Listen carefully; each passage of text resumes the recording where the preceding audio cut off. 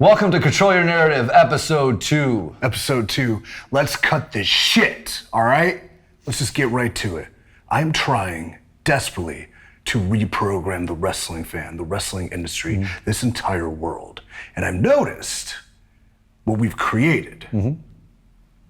We're sitting on the future, but the future in this economic times where there's supply and demand, there's so much supply for wrestling that the demand to, go out of your way and click a bunch of buttons and all of this that goes with, I don't know how to use devices, to see a streaming service and pay money for it, it's not spreading the message. Propaganda should not be paid for. So I'd like to announce that next week, next Friday, the 22nd? 22nd. The 22nd, on this YouTube channel, Control Your Narrative, make sure you like, subscribe, and comment. On this YouTube channel, Control Your Narrative, we will be releasing Free the Narrative 2. Free. The monster in us will be in your hands. We are Free the Narrative. Yeah. We're gonna give you our content for free because I wanna cut the shit and get this thing moving. And it only gets moving with word of mouth. It only gets moving and incepted into your brains. It only gets moving when we all join the cause together, because your guest today, Marina, said something very special to me. And she said, this idea, it's bigger than me, and it's bigger than you. This idea is for everyone. And I said, you're absolutely right. Do you have a sister? No, but she's absolutely right. This idea is bigger than all of us, and what we've created, we're so proud of. We need the world to see it. So we're gonna release it for free. We're gonna be dropping videos from it in the week leading up to it, some matches, some promotional aspects, some segments where people speak. This Thursday, we're gonna release Free the Narrative 1, my fight with Matt Cardona, which started this whole idea and this process. That's tomorrow. That is tomorrow. Tomorrow, yes. Yep, and then Friday we'll release Free the Narrative 1, the entire feature. Take a look at it, watch it, comment what you like, what you don't like. I can handle criticism, and then watch how far we've come in just one show. One show, It's not a show. It's not a show. yeah. One experience, because we're a cinematic wrestling experience. We're a lot of things, and we're trying to figure it out. So over the next 10 days, we will be reprogramming the industry with our product, and we hope that everybody along the way can be emotionally charged and leave their opinion out there, and most importantly, tell a friend. We need this. We need word of mouth out there. The message is too important about Control Your Narrative. If you're watching this right now, you obviously know that something's brewing here, and if we have some of the top levels in sports and entertainment coming to us, knocking on that door. Wow. Knocking on that door, that if they want to be a part of it, the fans will too. So to reprogram, to program, to change the world, it does take time. It is a process. It is a fight. The fight is at our doorstep, and we're prepared to take it on. And another thing, we are very proud of all the wrestling news sites that have been picking up our interviews, and or the wrestling YouTubers that are taking and pirating our footage, because hey, we just wanted to get out there to grab clickbait of certain stories that we are telling. We appreciate that, but within that, we beg of you to actually speak of the art form and the stories we are telling, rather than just grabbing a clickbait and it was the biggest thing that makes me angry is they just post our results. Because wins and losses matter in the narrative. I mean, okay, let's talk about our results. I don't know if it enhances the wrestling experience or hurts the wrestling experience. I understand people that like spoilers back in the day and that nature, but here's the deal. You watch Lord of the Rings, you know the ring's getting thrown in the fire. You know it. It's not about the end. It's about the journey to get there. So the journey all of the people within the narrative took, the projects that came out, it's so important to see that journey unfold. That is the art form, that is the emotion, that is the moments we strive to achieve and perfect. So if give me a wrestling site that's not real. Let's make one. I'll make one. Oh God. Wrestling Inceptor 63. That sucked. I hope I can edit it. How about emptyturnbuckle.com? Emptyturnbuckle.com, home of the narrative. 2.0. 2.0 is going to be like, that's ours. I got one exposed turnbuckle, man. Let me say, yeah, you post the results. It's not about that. It's how we got there. Does Adam Scherr defeat EC3? Did he? Or did he kill his former persona, the monster, and rise a titan? That's, spoiler alert, that's the story. That's the big deal. But, enjoy it. Because when I should correct myself that wins and losses do matter, but they matter to the people in the fights, not to the fan. Unfortunately, I'm sorry. It's really about the story of what they go through in the fight and what they come out of as. So when you're reporting like, hey, blah, blah, blah, blah, blah, blah, in the narrative, it's really pigeonholing us into a pay-per-view event platform when we're not that. We're fighting to strive above that. We're something different. Yes. But that's fine. Do what you gotta do. Do what you gotta, yeah. Let's be real. If you need clickbait, you need clickbait. Media is false. Let's go back to old original EC3. Yeah. All I did was rail on the media. Come on, you know media's fake. Everything's fake. Nothing's real. Yeah. Oh, did I already ruin our algorithm with YouTube saying that? Yeah. Allegedly. How about that? Yeah. Well, all right, what do we got today? Today we have an interview with Marina Shafir. I sat down with her really early on a Sunday morning, and we early for you, it was like 9:30. I was up at 5:45. Yeah. I sat down with Marina Shafir, and it's a real personal interview. It's more or less a couple of friends hanging out. I get to be honest, I get real excited when I get to kick it with her. She's just a barrel of laughs, and she's so authentic. She's so real. And she really blesses anybody's presence that she's around. And we really get really in depth about her marriage with Roderick, her son Troy, her MMA background, what it was like to be a horsewoman, and then really what she every bit of herself that she put into her Free Marina Shafir propaganda piece that we did with her. Oh, I love that piece. Yeah. I don't know if I should wait till the end to talk about it. Yeah, I'll wait till the end. Yeah, we'll wait till the end because we're going to show it at the end of the episode, but I'd like to throw you over to Free Marina Shafir. Marina Shafir, you are free. I'm free. Yes, you are. Feels good to be free. Feels good, doesn't it? It does.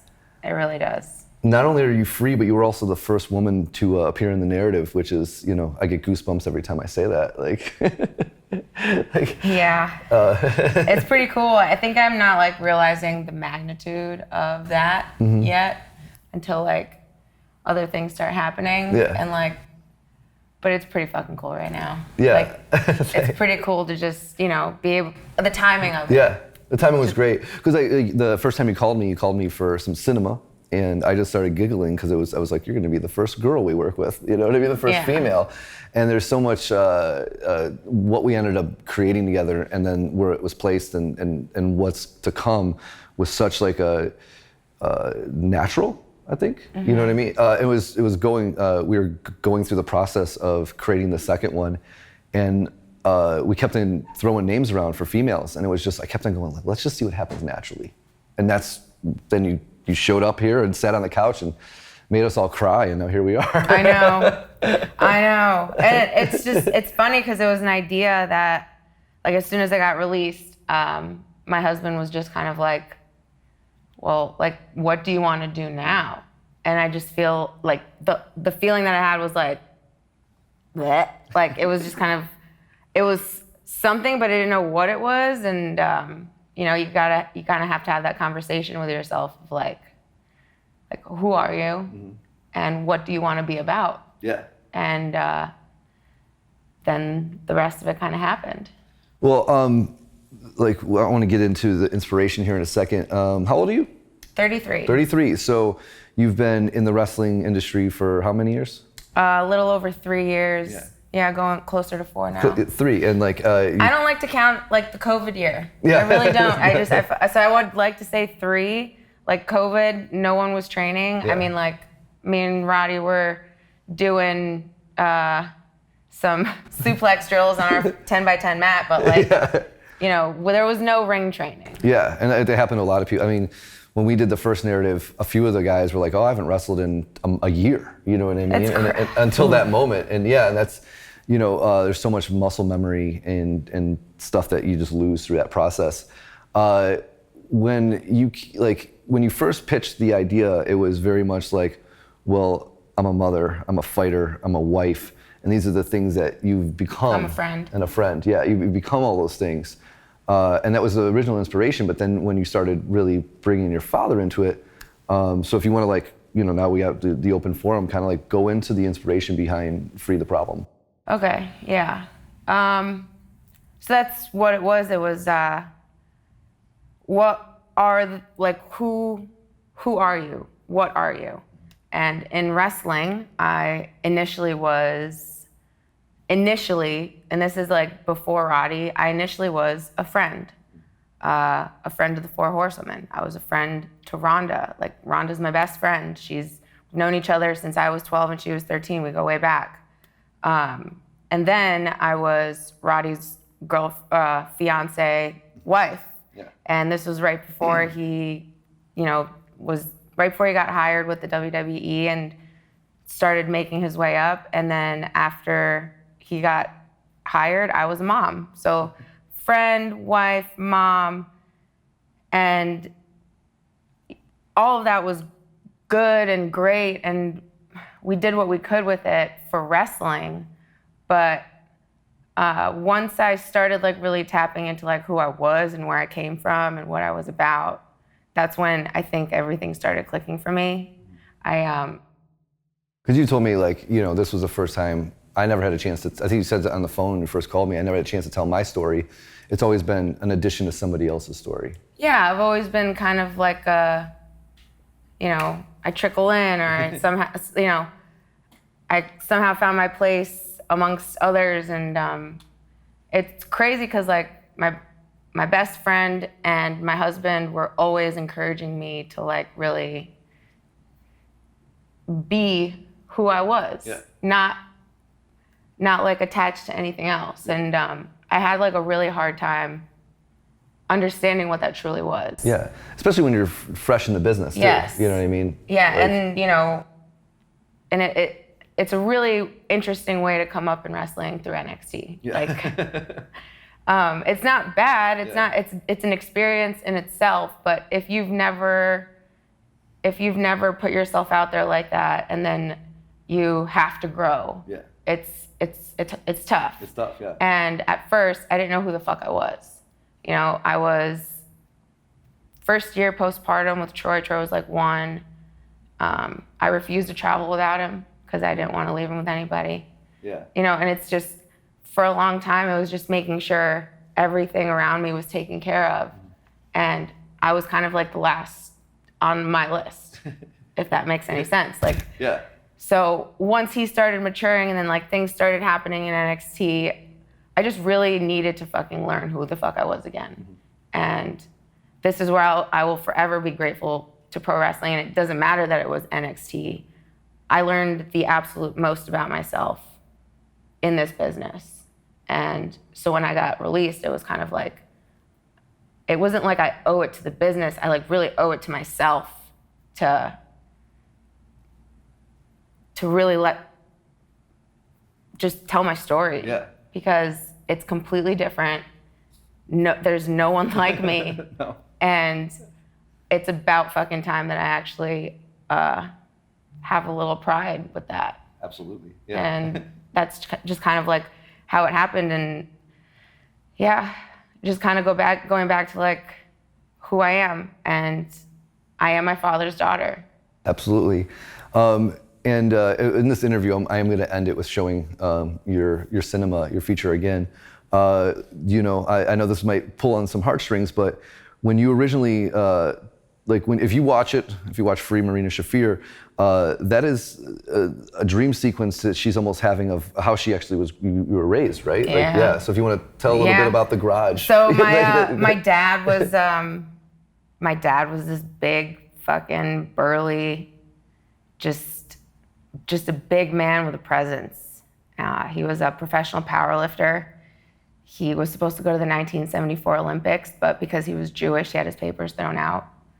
And he was just an overall athlete. Like in the village that I lived in Moldova, like his nickname was the Professor. And what's hilarious is that my first coach in NXT was Serena, and now she's the professor. Yeah, that's great. It's just crazy how everything like lines up. Mad props to Serena. Yeah, seriously. Seriously bad props. Yeah. You know, he just had this aura around him. He was like the unannounced governor of Soroka. Like he was just, everybody, if they had an issue, if they had a problem, they came to him. And he would, not guide them, but like, really have an honest conversation with them about where to go and what to do next. And people leaned on him. Everybody leaned on him because he was a big, strong, knowledgeable man. And once we immigrated to America, like we moved to upstate New York and finally like got a house and stuff. My dad, when he was growing up, he was in the Special Forces, and this is crazy. Okay, like I remember being little and just joking around. One time we were watching like some Sylvester Stallone movie, and what was it? It was the one where he's like in the forest. Rambo, shit, yeah, thank you. And he's just killing all these people, and I actually look over at my dad and I'm like, Dad, have you ever killed anybody? And he just like looked at me and gave me like a corner smile, and he just put his glasses on and just like left the room. Like didn't say anything. He'd never fucking said anything. So, I think I was like, what, like 13, 14 years old, and I was like, fuck. That's when you start figuring it out, yeah. Yeah. And then another moment, like, just we were going to a judo tournament, we were going through airport security, and this is the first time my dad went through, like, they updated their fucking security screenings things. And we're all going through this metal detector. He beeps. He doesn't, and I'm like, shit, Dad, you leave your keys in your pocket? They start waving the wand. And then, like, somewhere on his leg, it just kept beeping.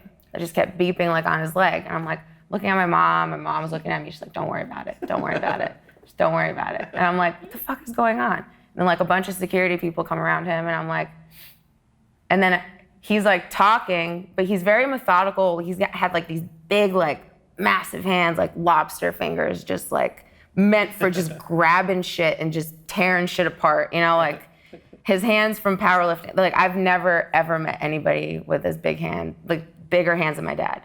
And he's just talking and schmoozing his way with these security guards, and they like let him go.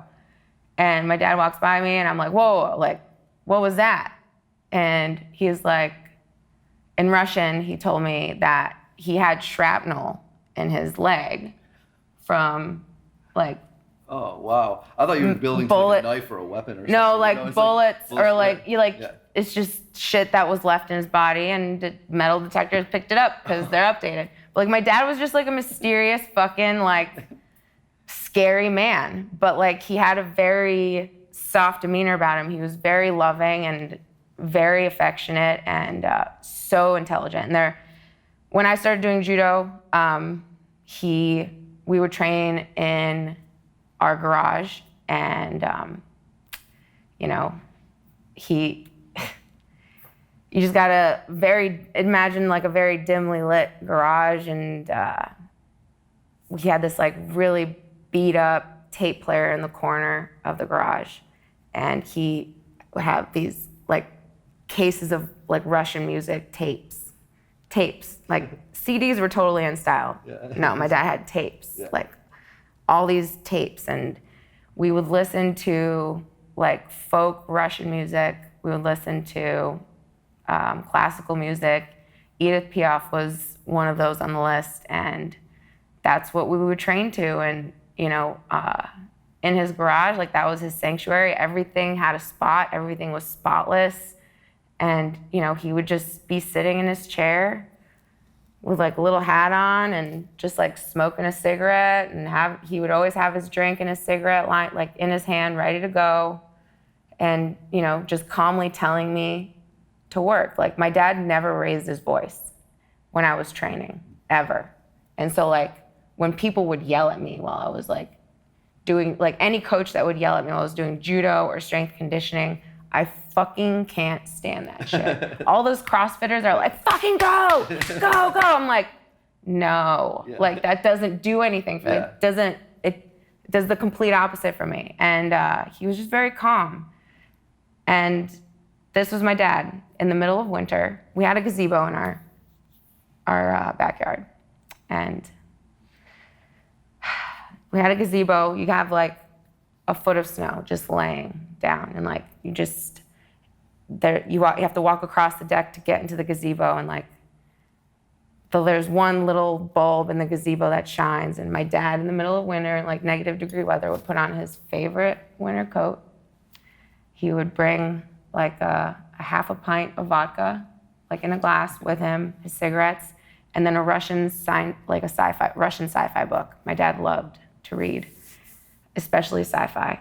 And he would just sit outside while it was snowing, like late, 9, 10 o'clock, just sit there in silence, reading his book, smoking his cigarettes, drinking his vodka, and he would just have like a beanie, it wasn't even on his head, it just sat on the top of his head, just sat there, and he would just sit there, just comfortable, this pleasant smile, like that was, but you could see, the thing with this image is like, you see the steam and the heat coming off of him while he's sitting in the fucking frozen tundra of upstate New York. He's just in his fucking habit. He's like a husky, just like fucking just smoking. And if we weren't in Florida, we would have done that too. If we weren't in Florida, yeah. Maybe there's a part 2 where we get to do that in the wintertime, you know. But like that was my dad, and that was the vibe. That was his vibe, and I loved it. I fucking loved it, because no one could fuck with him. Yeah. The way he handled people, the way he handled conversations, it was like nothing I've ever seen before. Like, he just has a way of like getting people to understand, to settle down, to open up, to, you know, being fools, to being controlled. Like it's crazy how he was kind of like his own maestro, but like he was also the maestro to everybody else, especially in our home. And that was just kind of what I wanted to recreate. My dad was just always like calm and Fierce. Yes. And he had intent with his silence. I never met anybody like that. I've never met anybody that could just sit, and just them sitting would fucking scare the shit out of people. That was him, you know, and it's, in a sense, I'm starting to understand that like there are some things about him that I'm turning into. Yeah.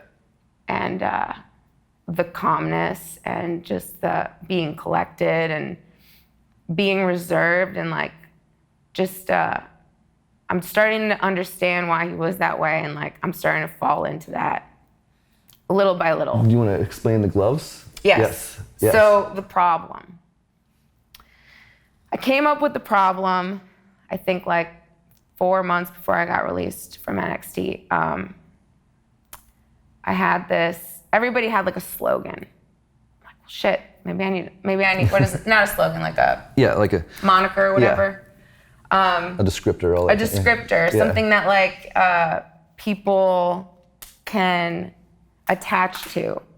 Well, I realized, and when I realized what was really gonna get me to understand how to perform and how to be in the ring, I understood that the more that I got to know about myself and the more I got to put what I found out about myself into my work, I became more of a problem.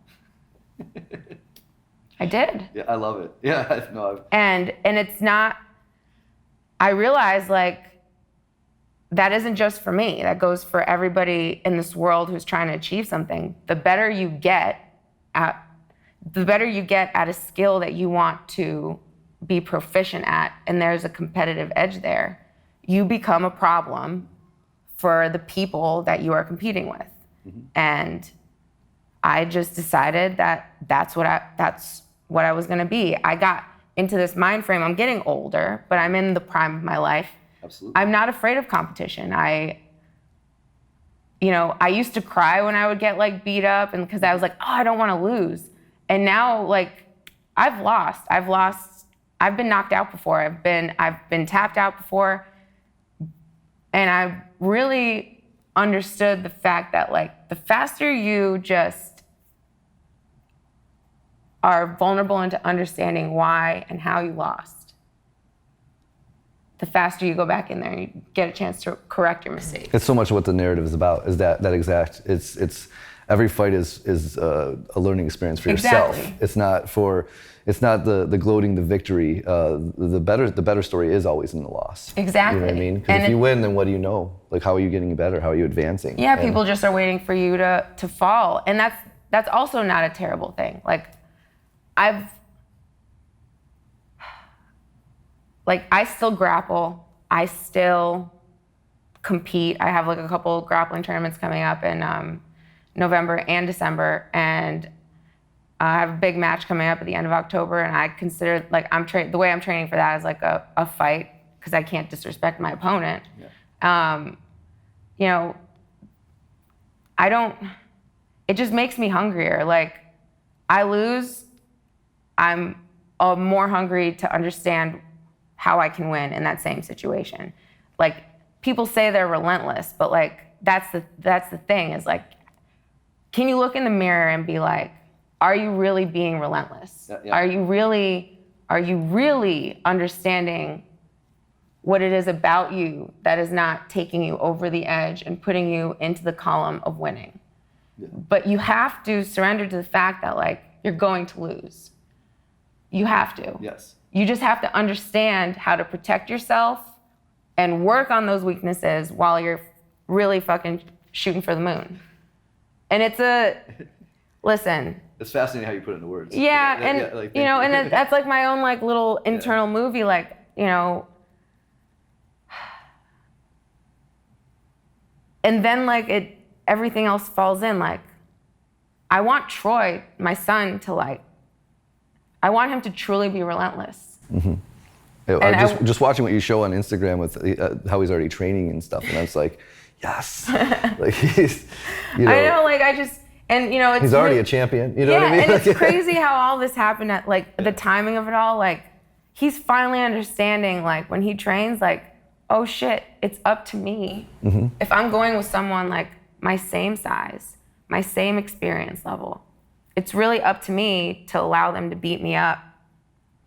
And I see him make the decision to not get tapped out, to not let kids get, like, he's actually trying to win, and it's just, he doesn't even know what he's fighting for. And he's 4, right? He's 4. He's 4. But what's amazing about that, and I have a 5-year-old, like, I wish that she was doing those type of training, because that, like, he's going to be set up for social situations now. It's not even just fighting; it's how to navigate in the world. You know what I mean?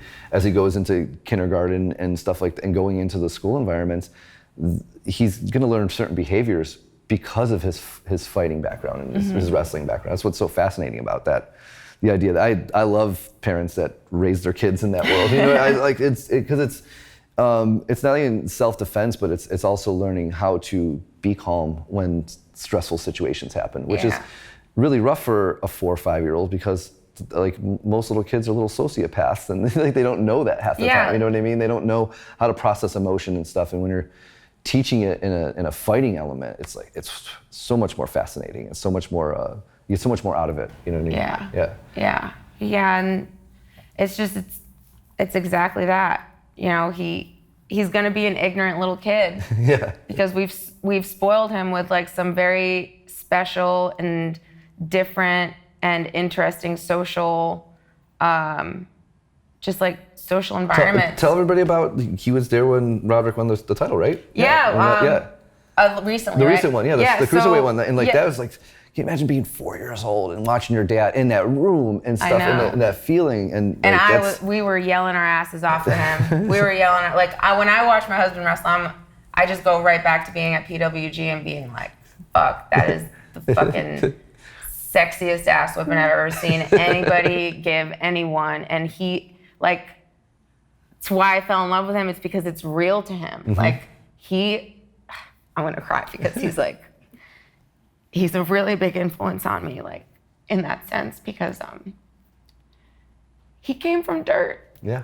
He came from fucking dirt. Like, we don't, you know, we're married on, shit, man.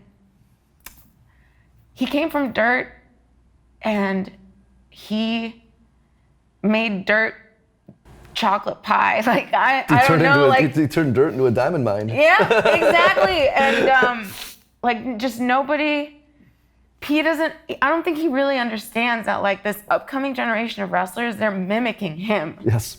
They want to be like him, and like, nobody wrestles like him. Nobody's got that guttural, like, fucking, and it's not that, like, it's because he understands why he wrestles that way. He understands who he is. He's understood, like, how to become that problem for himself. When you come from nothing, you tell the best stories because everything's real. Oh man. Yeah, because you don't live any. When you're raised with no artificial anything around you, it's just you only know. Like when you have the opportunity to have it, you fight for it over and over and over again. And I've told you this privately, but like when I met him and we shared our upbringing story, and it was in the middle of the night one night, and I was just like this. I felt so connected. I understood because I had it too. But then I was so much more attracted to the way he wrestled because I knew every time he's channeling that in the ring. And that's why he kicks so much ass, you know what I mean? Like, yeah, like, it's fucking real to him. I know, it's fucking real to him, and like, it's...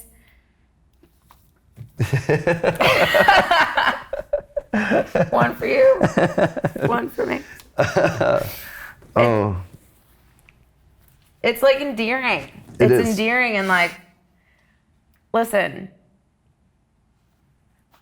our son is... Hopefully he doesn't have very many struggles, like in his external life, you know? But the one thing that my husband and I agree on a lot is that he's gonna have to work for everything. Mm-hmm. And that doesn't matter. Like, so whatever situation in his life that he's gonna have to be in, he's gonna have to understand that he's gonna have to work in order to get into a more positive situation. Nothing is gonna be given to him. No. And like, that's the ultimate lesson. Like, no matter where you are in your life and you want better, you're gonna have to work for it. Absolutely. You're gonna have to put in the time. You're gonna have to put in the effort. And that's like the biggest... There's no peace without suffering. I say it all the time. So how long, you've been training to fight your whole life.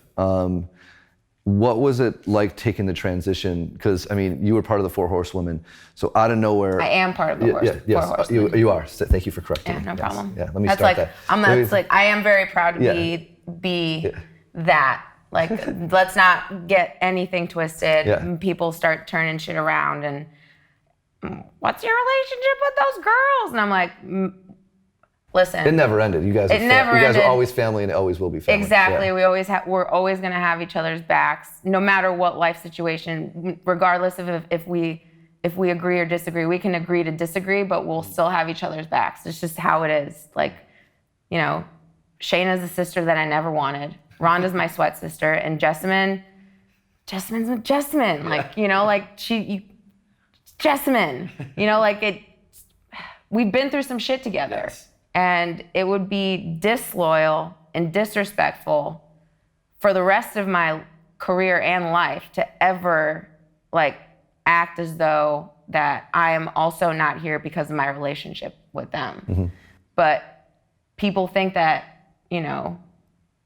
people think that we just force this bond, but let them think that. I'm fine with that. Let them have that drama. We really formed a sisterhood. You guys were already that before you came into WWE, right? Yeah. You guys were already yeah, we did the Ultimate Fighter. Yeah, and you guys were already all everybody was it was so natural and synergetic once it became a part of the World Wrestling Entertainment product because it was so real. It was really interesting. So transitioning from MMA to here, right when I'm gonna go back to that transition, and we'll go into that. I lost two fights in a row that I definitely should have won, and I lost them terribly. And I ended up having a really bad neck injury I had two herniated discs that I had no fucking idea what the fuck was going on. I didn't know why my left arm was going numb. I didn't know why, I couldn't sleep and I couldn't train normal and all this shit. I went through the ringer with all of that. And right when I started competing again, and right when I started getting back into the swing of things and feeling good, I got pregnant because I was so happy and, you know, in love. And that's just what happened. And I got pregnant, and then I ended up picking up all my shit, moving to Florida. And right before Roddy and I got married, I got a contract offer. And a beautiful time. I know. And what's crazy is, like, this was a moment where I was kind of like, I didn't work for this. There are people who, like, I immediately demeaned myself because, like, I worked my ass off in MMA. I was the first fucking person in the gym. I was the last fucking person in the gym. Ask anybody who I've trained with. Hard work is hard work, though. Exactly. You know what I mean? Like, but that's the thing is, I never was like, look at how hard I'm working. It's just something that you fucking did. Yeah. You had to be at strength conditioning at 6 a.m. Your ass was getting up at 4:30, so you didn't have to hit traffic driving in LA. Like, that's just how it was. And then I had to be at work at 1. Like, it's just how it was. But anyways, fuck. I just get so emotional. I got pregnant, and then I moved, and then I had Troy, and then I think like 6 to 7, 8 months post, he was like postpartum. He was like, yeah, around 6 or 7 months, I got a contract offer. And I had a moment where I was just looked at Roddy, I'm like, you know, there are people here who wrestled for a decade, and this is what they. This is their goal. This is their goal. Yeah. And this is just being handed to me. It's fucking crazy. It's fucking crazy. It's fucking crazy. I felt disrespectful if I signed it, and I felt disrespectful if I didn't. Yeah.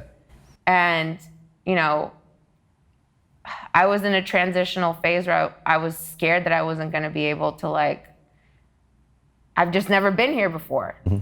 Postpartum, no family. My baby's, like, not even walking yet. Like, it was just a very, like, scary time. So you were ready to be just mom.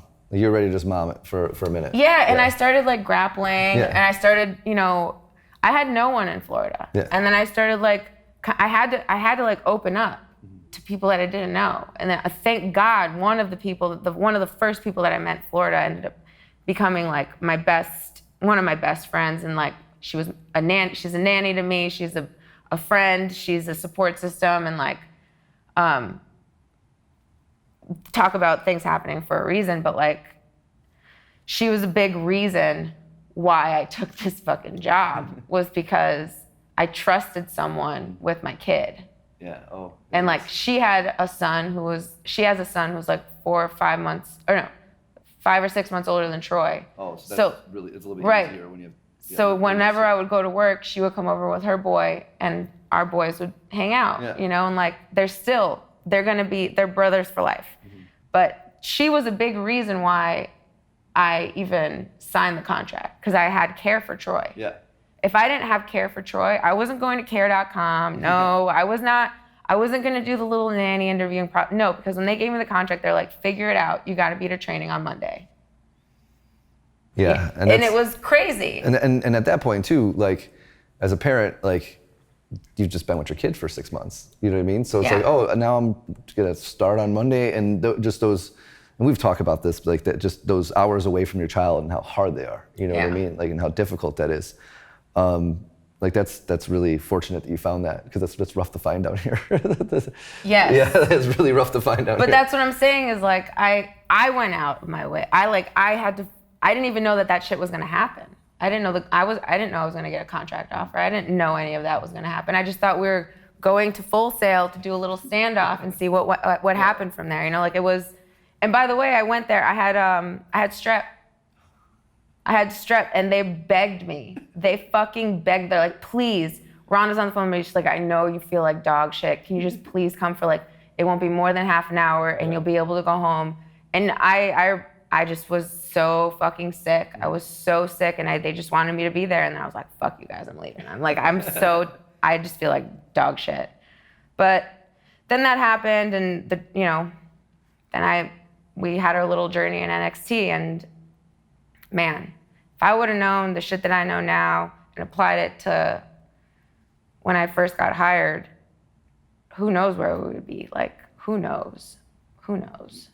But I think that's what being free now, you get to finally see that. Like, you get to see that through. And yeah, exactly. It's one thing I've been looking forward to in, you said it earlier, is, being the opportunity to tell your own story. And, we had the opportunity that you brought to us to have you as our stringer ending for everybody. If you haven't seen it, she's at the end of Free the Narrative 2. And creating the art, I even was so emotional because, I don't know where this is going, and I'm so excited, you know what I mean, with you. And, a lot of comments in, Black Widow, but I see you as an assassin. I see you as your father coming in and just being such a reckoning to like, I'm legit like goosebumps excited at it.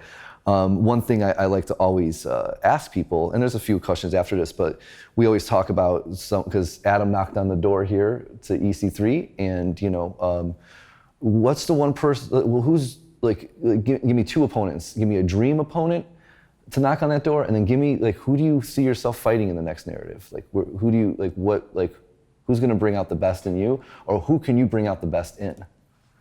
Well, dream opponent is definitely Serena. Because she was my coach and because it lined up with her dubbing herself as the professor. I'm like, oh,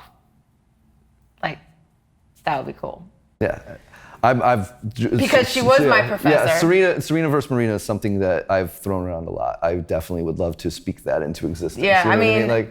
That's the thing though, is that's the really cool part about wrestling, is that if you are,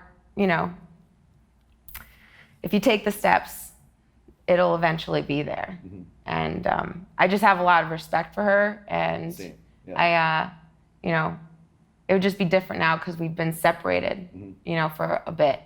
And educating in different ways too. Yes. Yes.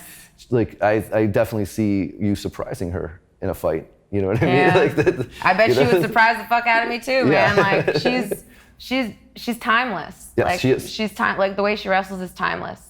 And it's another person that a lot of wrestlers want to be like. And yes. I just admire her so much. As far as who I would want to wrestle in Free the Narrative, I feel like that's a question more for fans. Yeah. I think that's something I know, look, I don't go on Reddit. I don't go on Squared Circle. I only go every now and again to see what I've been traumatized by fan opinions and that's the thing though, is they're allowed to have it. Mm-hmm. I'm also allowed to not see it. Yes. And I can not go there and feel judgmental towards myself but there has to be a bit of a separation to also see what they want from you. Yes. And then how can you feed them? It's a growing place. How can you feed them without giving them an entire meal? How do you keep them hungry? Amen to that. One thing I've been noticing because the narrative, because we don't consider ourselves pro wrestling, we consider ourselves something different. We're still figuring out what that is. I don't say I'm a wrestling producer. I'm a therapist half the time with an art background. I love saying stuff like that because I then don't have to live under the shackles of something. And what I've noticed with creating you and all the YouTube comments and the narrative is that because you have shown this is the beginning of who you really are, it's mostly positive. You realize the action theater of it all and the importance of that. And even when you and Heather Monroe locked up, you guys were giddy, the excitement. And I was just come on, I hope they get fierce here in a second. But I was loving that emotion too. I was there's something within happiness and violence too, and having the right person to just spar with. Yeah, and that's such an excitement. That was my I've produced MMA shows and kickboxing shows, but I never got to produce cinema within that environment. And I was so excited. It was such a growing experience for me too. It was very exciting. Yeah. The excitement is really what it was. Yeah. And that's funny because that's a thought that I've had a few times is if I was still fighting, would I be kind of approaching it the same way that I am pro wrestling? Mm-hmm. And abso-fucking-lutely. It's the same in fighting. the more you learn about yourself, the more you really understand what the fuck your strengths are, the more you understand how to work on your weaknesses. You know what I mean? And it's the same fucking way. Like, it's all the same. It's all like, what are you fighting for? Do you see yourself fighting again? I definitely want to like be a competitive grappler. Jiu-jitsu and martial arts will be in my life for the rest of my life, because that, like, I am endlessly happy there. I'm infinitely happy there. I'm infinitely happy being in a room with people who are legit fighting for their future. And I know it's spirit. I've seen you in that environment, and it's very like that's your church. Yeah. Like and, that, like, and my synagogue. Yes. Sorry, my bad. I'm just kidding. I'm brain kidding. of worship. Yeah, place of worship.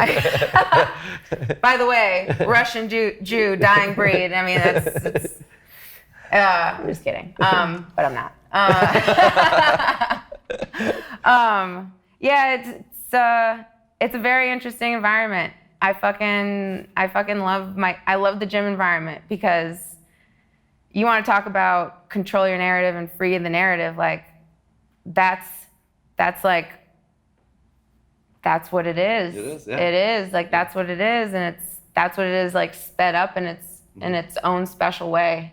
And everybody's got a story. Like, one of my best training partners, Hannah Goldie, she fights for the UFC. She's a mom. She's come from dirt.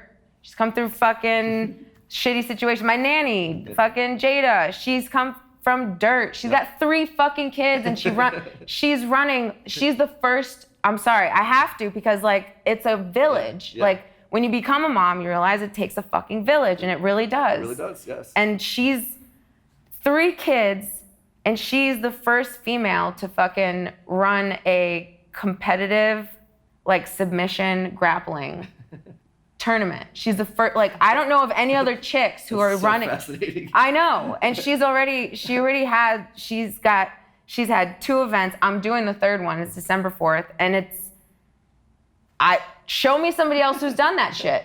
Just show me, please. Like, I would love to know. Yeah. Like, is she just people who are just making the most, like, that environment is what gives her livelihood. That environment is what gives her peace. She has her community there, and that's how it should be. That's how pro wrestling is. Like, pro wrestling is like that. Do you realize that you're sitting on the precipice of pioneers? Like your whole story all along, like you whether it's MMA or wrestling, you guys you're part of a village that are at the forefront of things. Because you're like, show me somebody else, tell me somebody else. Yeah. Everything you're doing with us, you are definitely a pioneer, because you're so young in your life that when you get to 10 years down the line, you look back and like look at the waves I started. You know what I mean? Because like you're not someone that dips your foot in the water. You take the boulder and just throw it right in. Yeah, like I'm also trying to learn how to do that the most efficiently. Like, my boulders have been different sizes, but like the intent is the same. Absolutely. And it's all a learning experience. And I'm not doing it perfect, but I'm trying to get there. I'm trying to figure it out. Like, this is something that Rhonda and I always talk about. Like, even with her, when she got signed with the UFC, dude, she fucking flew to Albany. I had my car packed, ready to go. She flew to Albany, and we cross-country road trip the north side of the United States to Seattle for her to go pick up her UFC belt. And then that night, either that day or the following day, was when her and Liz Carmouche got announced.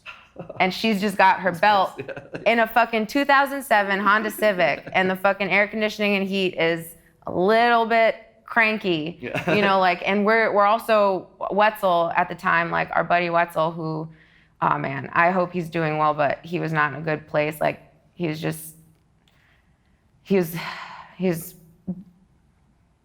roughing it out. He was detoxing off some shit, and like he was in a rough spot. But I'm just, that whole trip, that just understanding the magnitude of it, because like she came to pick me up, and we drove through North Dakota. We visited her home.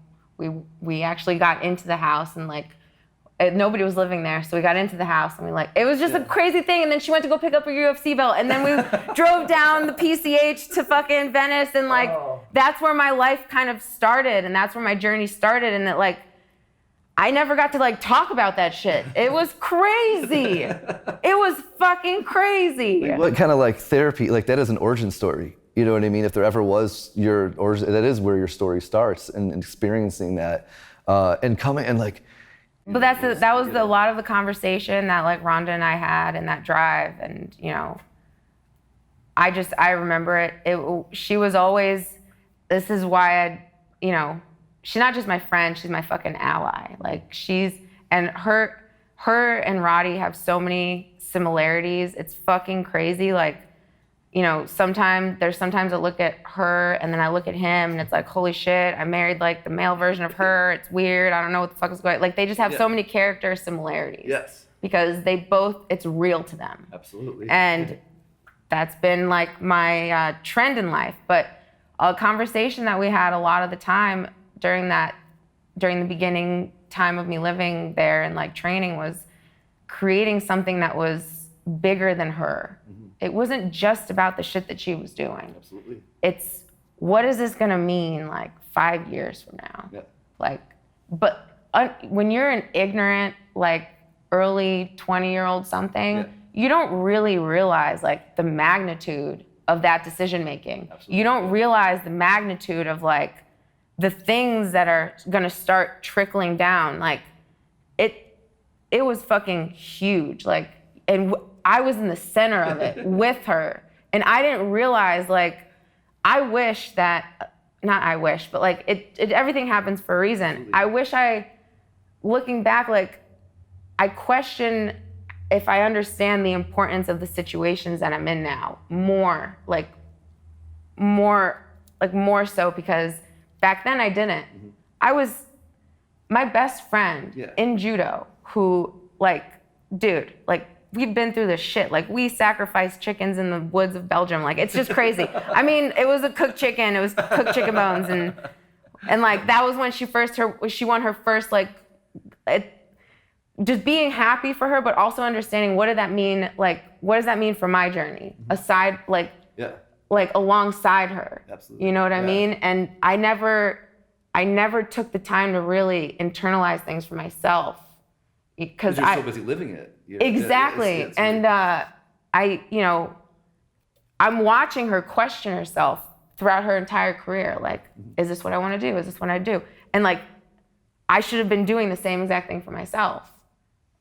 And I'm glad that it happened. But your role was as a friend, be there for therapy and being that person. Yeah, and also being my own fighter in my own right. Yeah.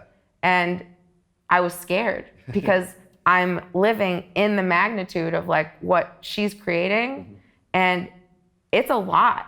It's a lot. It's a lot, man. Yeah. It's fuck, man. One of the third or fourth fight camp that I was part with her, and she had me I'll say this, I'm just gonna end it with this, because I could talk about this forever, because she's also somebody that I'm really proud of, because she came from nothing. Mm-hmm.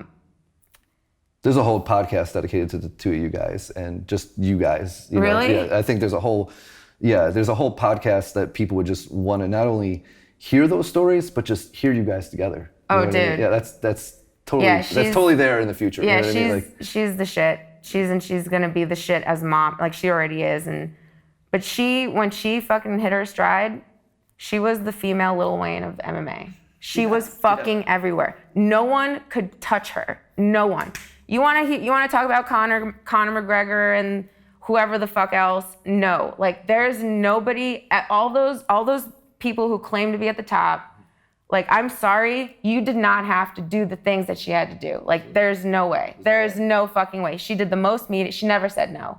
There was, for 5 or 6 years, she never said no to media. She was completely out there. She had to talk about her dad killing himself 7 interviews in a row. And then she has to go online and see fans tell her on Christmas to go kill herself so she could join her dad. when I talk about magnitude, when I'm talking about like resonating to the person you are inside, how do you separate yourself from that? Yeah. When you have to do that and then she acts the way that she does, who are you to tell her she's wrong? How many people that have judged her for being emotional and being so fucking crisp and fast with her responses? You don't know what the fuck she had to deal with, like, leading into those things. I'm sorry, like, fuck those people. Fuck those people. Let them say whatever the fuck they want. Fuck them, honestly, because like what needs to happen is there needs to be more of a separation between artists and then people's dumbass opinions. Because you want them to have more dumbass opinions. You want them to be invested. You want them to feel irritated or fucking hating on you, because you know what? People hate things that they can't conquer. And that's a natural part of this business. And that's ultimately what I want to become. I want to become a problem that no one can fucking conquer. And that's just my goal in life. And I hope that I get there. I hope that wherever I go with this next, it takes me there. Yes. And if it doesn't, well, I tried. Well, thank you for joining us today. That was a great ending promo. Thank you so much. Do you have anything you want to add, some handles or anything like that? Like will I find you online or anything? Like you'll find me. You find all right, you got it. You'll find the problem. People always do. So. Well, thank you for controlling your narrative, and thank you. Like I said, I'm so excited to see what this turns into. Me too. Thank you for everything. Fuck yeah. I know, right?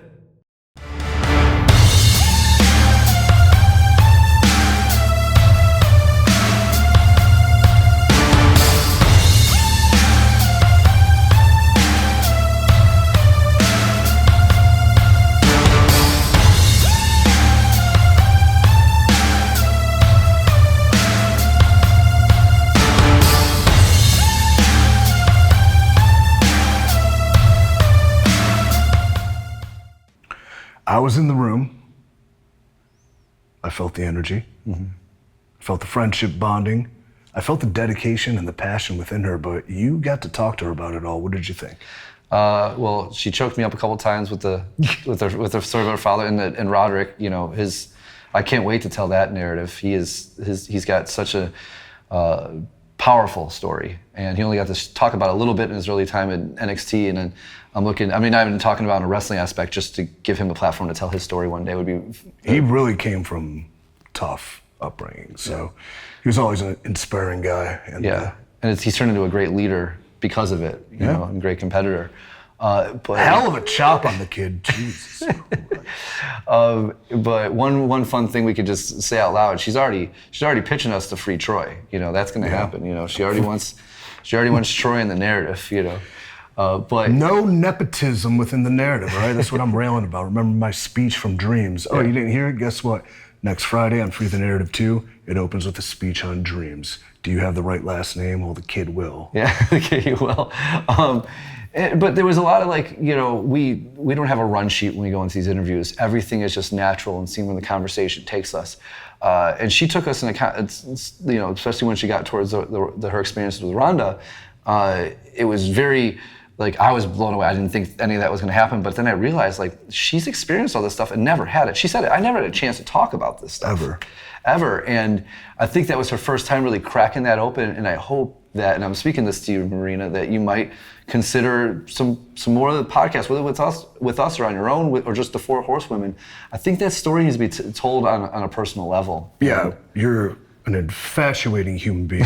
I seriously wonder if you have a sister. I haven't asked you yet in person.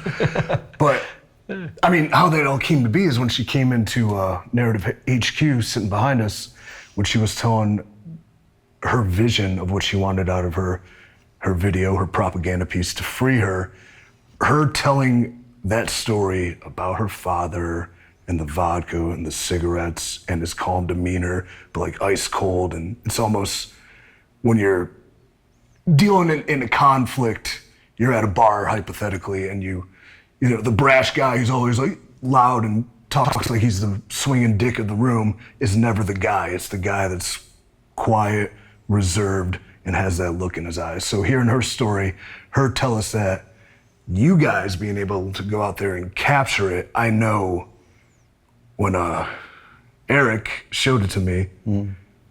From seeing it and then seeing it play out, I just remember having a smile on my face, which is a rare occurrence. Very, very rare. But I was just like, this touched my heart in all the right ways. And it's about a badass woman, man, doesn't matter, a badass person who's overcome so much, been through so much, and has so much left to do. So I know you cried afterwards. I know she cried watching it. I know other people wept. I don't want to name any names, Roddy. No, but just seeing a vision come to life, that's what makes this fulfilling for me, especially to be able to. And that place was our stringer ending in the narrative, and it was just like we were trying to achieve art throughout the narrative in creating violence and art and telling these stories. But then when it got to her, we were like, this is art, and she gave us that opportunity, and it's just such a beautiful piece. We're gonna play it at the end, but I want to get into a couple real quick. You were doing Olympia with Adam Shear last weekend? Yeah, Control Your Narrative had a booth at the Olympia. It's great to get out of the wrestling bubble, but I would say conventions of any sort breed some interesting folks. So we got to meet some interesting people. Definitely got to meet some inspiring people. Adam had a arm wrestling match with some guy straight up from over the top with like he's the world champion arm wrestler or something, but he has this like crooked dinosaur hand, so it's like impossible to beat him. And then there was some sort of altercation where Adam had to point to me how many views it had 4 times throughout the night. Cool, dude, whatever. I was gonna text you about the views just to rub it in even more.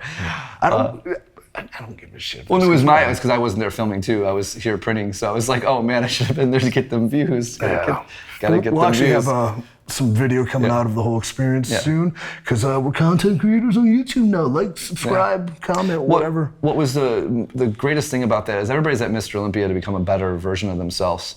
So go ahead.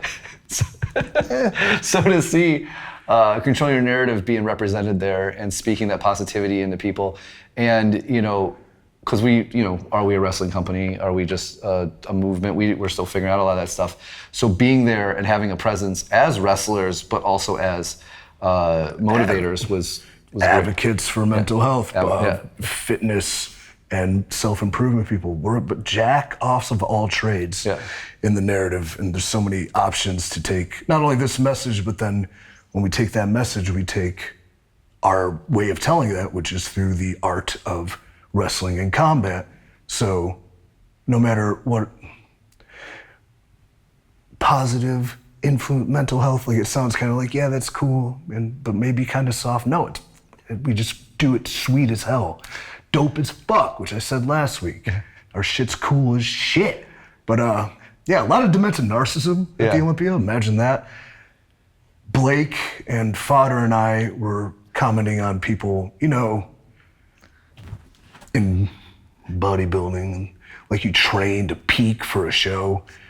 Like you try to get in like super shape for like one day, you look incredible, and it takes a lot of, depletion and dieting and training and stringent and just things. And I'm watching these dudes walk around. I'm like, I think these dudes trained to peak to walk around an expo because they're not competing. Yeah. And so like a lot of guys were training holding imaginary suitcases because every dude had to that walks like that. Just the real pretenders. I look better than them all, so that's fine. I don't care. Real super pretenders. They're fucking jokes. I'm going to use that in wrestling. He's a real pretender. I like that. Yeah.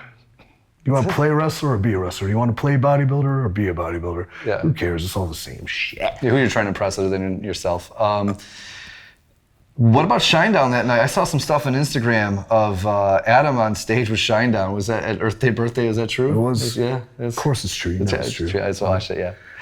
And having said that, when Monster comes on, I'm gonna get on stage and I'm gonna rile these people up. And it was really cool. Because first off, Shinedown, you don't even think about it, but they had a 20-year run of being consistent and like on top. And meeting them, humblest people humblest stars I've ever met. They were super cool, super welcoming, put on a great show. It was amazing being in an audience of human beings united, enjoying life. And that's something we forget used to exist, and it's something we should continue doing. But just looking out there and there's 15, 20,000 people swaying, swinging, raising hands, like it was good to see people be free. That is an energy.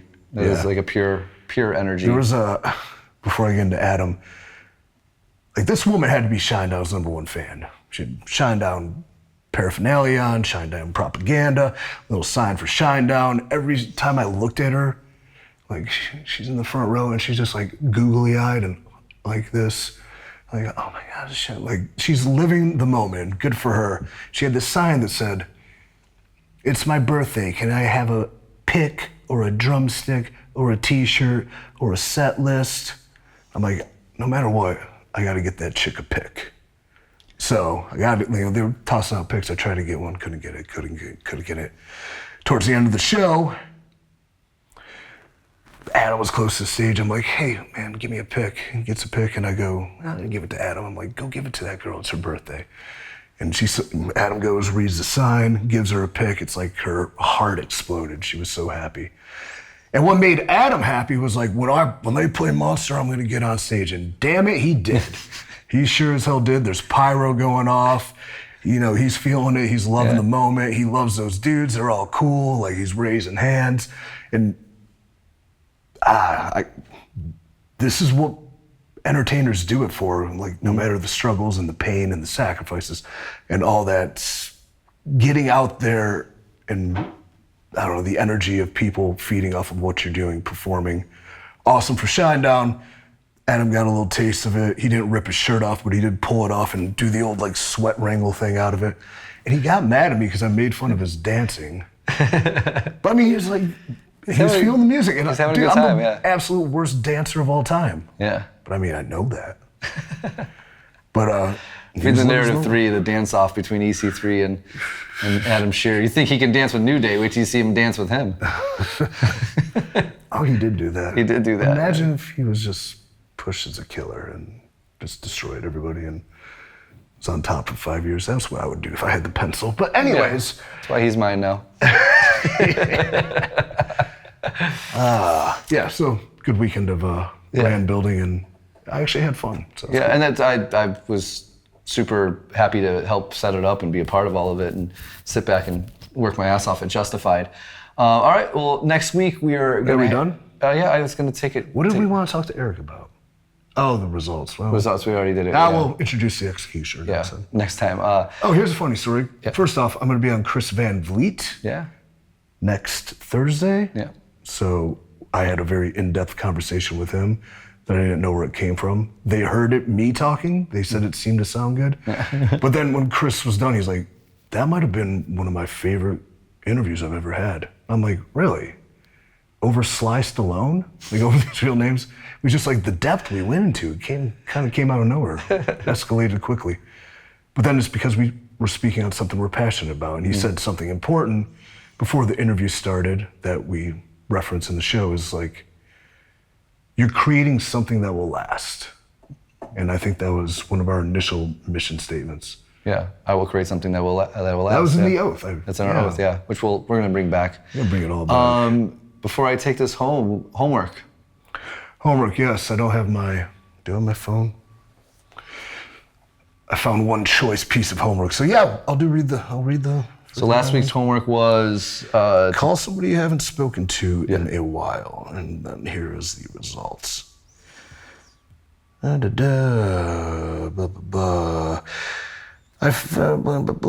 should have been prepared.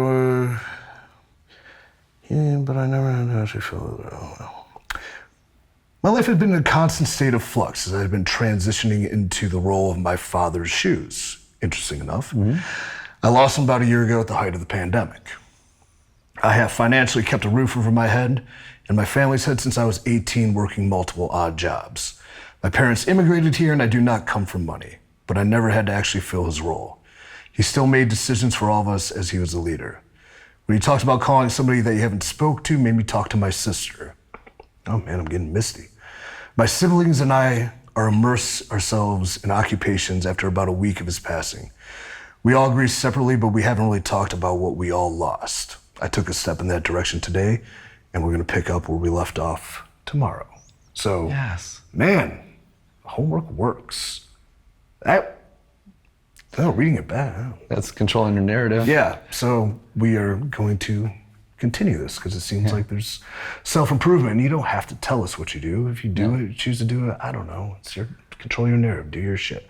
But yes. Even if you send him a homework with a thumbs up emoji, that's just as good. You don't need to share it with us. Send that to, you can comment on this, you can comment on any video. The boys scour the comments, I don't look at them.